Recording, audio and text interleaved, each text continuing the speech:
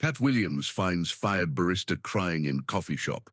What he does next will amaze you. 20-year-old Emma Chen was crying over her apron in the back room of Grind Coffee when Katt Williams walked in for his usual latte. She'd just been fired for a mistake that wasn't even her fault, and her dreams of paying for college were crumbling with each tear. The manager said she was too slow, too clumsy, not cut out for customer service. But when Katt heard her story, he saw something everyone else had missed, and what he did next would change her life forever. Welcome to Visionary Story. Before we begin this story of injustice, hidden potential, and the power of seeing someone's true worth, tell me in the comments, where are you watching from today? And if you believe stories like this need to be remembered, hit that subscribe button and help us make sure they are. The afternoon rush at Grind Coffee in downtown Seattle was in full swing when Katt Williams pushed through the heavy glass door, seeking refuge from the December rain. The familiar warmth and aroma of freshly roasted beans enveloped him as he stepped inside, shaking droplets from his leather jacket. Grind Coffee had become his regular spot over the past week, while he was in Seattle for a series of shows at the Moore Theater. It wasn't the fanciest coffee shop in the city, but it was conveniently located between his hotel and the venue, and more importantly, it was usually quiet enough for him to sit and review his material without being bothered. The shop had the typical industrial aesthetic of a Pacific Northwest coffee house: exposed brick walls, Edison bulb fixtures, and reclaimed wood tables that had probably been crafted from old warehouse floors. Local artwork hung on the walls, and the constant hiss of the espresso machine provided a comforting background soundtrack to the low murmur of conversation. As Katt approached the counter, he noticed something was off. The usual barista, a young Asian woman who had been serving him all week, wasn't at her post. Instead, a harried-looking manager was working the espresso machine with obvious frustration, cursing under his breath as he struggled with what should have been routine drink preparations. Behind the counter, through the open doorway that led to the stockroom, Katt could hear the unmistakable sound of someone crying. Not the casual sniffles of someone with allergies, but the deep, heartbroken sobs of someone whose world was falling apart.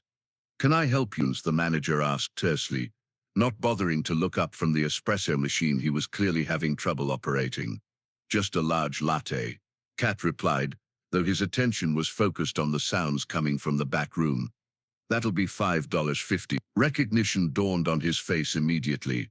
"Oh wow, you're Katt Williams. I saw your show at the Paramount last year. You were hilarious." "Thanks," Katt said absently, pulling out his wallet while continuing to listen to the crying from the stockroom. "Hey, is everything okay back there?" The manager's expression darkened. "Just had to let someone go. She wasn't working out."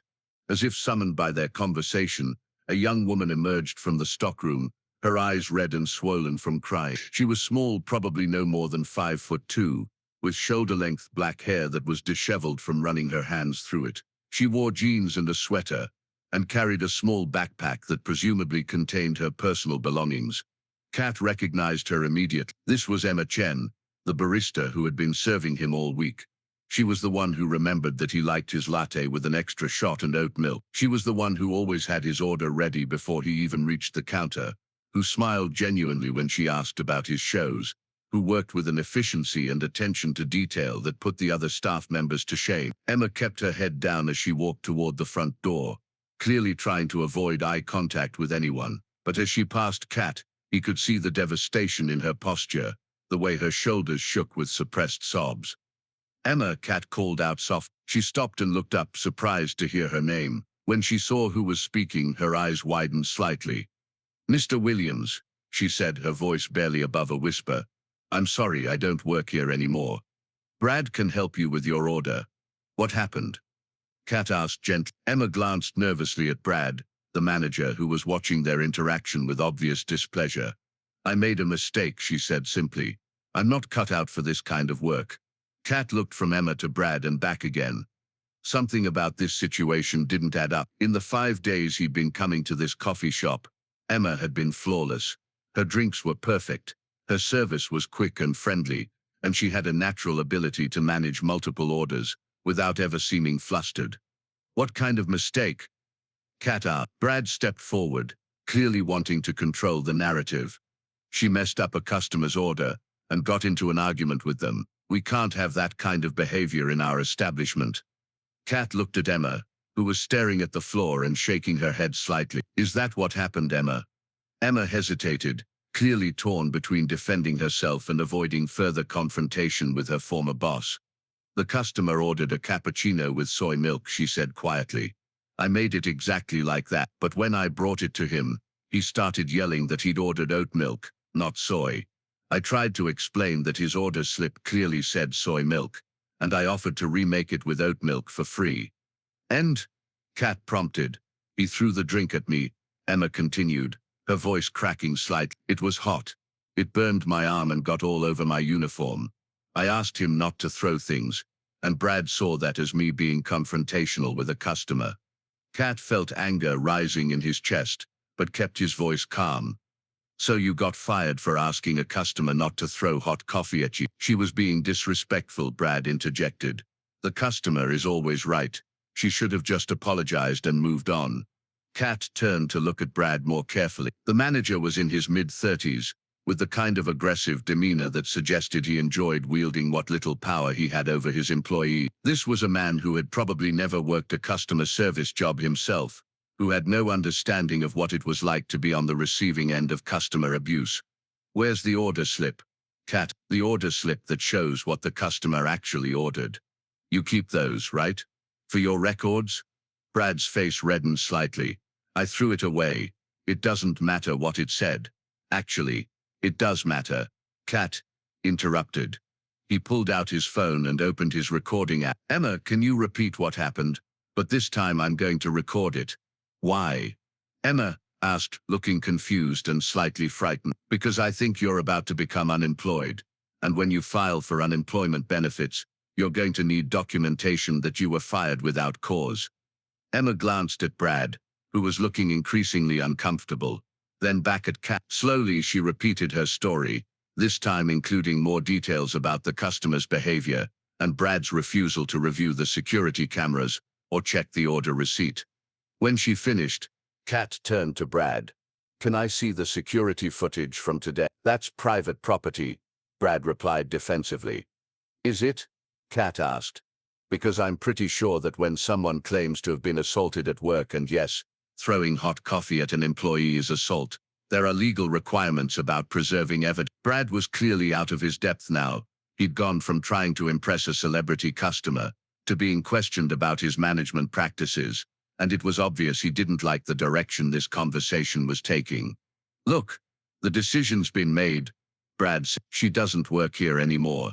Katt nodded. You're right. She doesn't work here anymore. Emma, can you wait for me outside? I need to have a conversation with Brad here, and then I'd like to talk to you. Emma looked uncertain, but she nodded and headed for the door. After she left, Katt turned his full attention to Brad.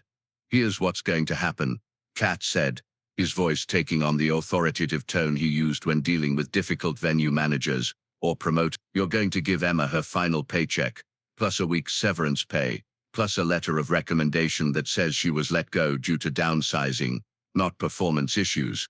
I don't have to do anything, Brad replied, trying to sound defiant but clearly nervous. You're right, you don't have to, Katt agreed.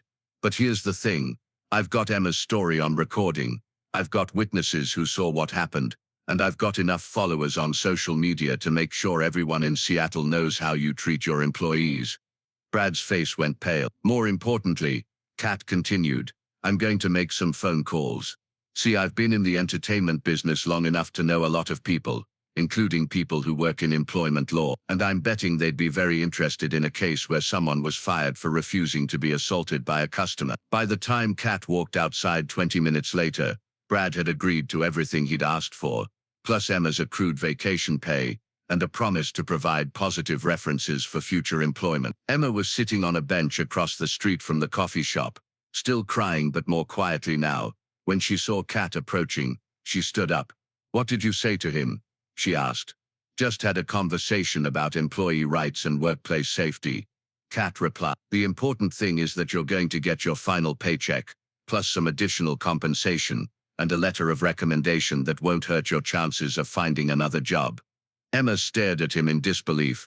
Why would you do this for me? You don't even know me. Katt considered the question. Because I've been watching you work all week, and you're good at what you do. Because what happened to you in there was wrong. And sometimes wrong things don't get made right unless someone stands up and says something. But you're famous, Emma said, as if that made his intervention even more surprising. You could probably get coffee anywhere you wanted. Being famous doesn't mean you stop caring about how people treat each other. Katt replied. Emma, can I ask you something? What are you going to do now? Emma's face crumpled again. I don't know. I was working here to save money for nursing school. I'm supposed to start classes next semester, but without this job, she trailed off, unable to finish the sentence. Nursing school? Katt asked. That's what you want to do? Emma nodded. I want to work in pediatric oncology, help kids who are fighting cancer, but the program costs $40,000 a year, and I've only saved about half of what I need for the first year. Katt was quiet for a moment, thinking. Then he pulled out his phone and made a call. Sarah, it's Katt. I need you to set up a meeting with someone from Seattle University's nursing program. Yes, today if possible.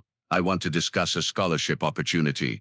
Emma watched this conversation with growing confusion and hope. Emma, Katt said after hanging up, how would you feel about not having to work in coffee shops anymore?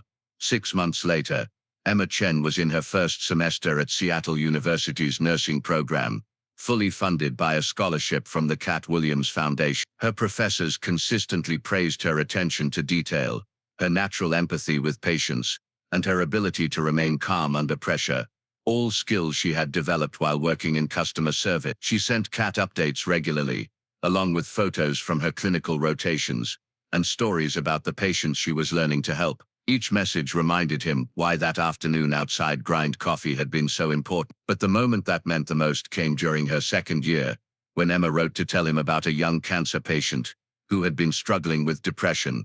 Emma had spent extra time with the boy, listening to his fears and helping him find small reasons to smile during his treatment. You taught me that sometimes the most important thing you can do is pay attention when everyone else is looking away, Emma had written. That little boy needed someone to see him as more than just his illness. The same way you saw me as more than just a fired barista. I hope I made the kind of difference for him that you made for me. Katt kept that letter framed in his dressing room, where it served as a reminder that the most important performances often happen off stage, in moments when someone's potential is about to be wasted, and all it takes is one person willing to say, that's not right, to change everything. As for grind coffee, Brad was eventually fired after multiple complaints about his treatment of employees. The new management team instituted policies protecting workers from customer abuse and created a more supportive work environment. They even named their signature drink, the Emma, a latte with an extra shot and oat milk, made with attention to detail and served with genuine care. So now I ask you, have you ever been working hard at a job that didn't appreciate you? Having your dreams dismissed by someone who never took the time to see your potential? Or have you been the customer watching someone get treated unfairly, wondering if you should speak up? Share that moment in the comments. Let others know about the time when someone stood up for you, or when you found the courage to stand up for someone else. Because at Visionary Story, we believe that everyone deserves to be seen for their potential, not just their current circumstances. Sometimes all it takes is one person willing to pay attention, to ask the right questions, and to stand up for what's right. Thank you for watching. If this story touched you, subscribe, share, and help us keep these voices alive. We'll see you in the next one. And until then, remember, if you ever see someone's dreams being crushed by unfairness, maybe you're looking at a moment when you can help rewrite their story.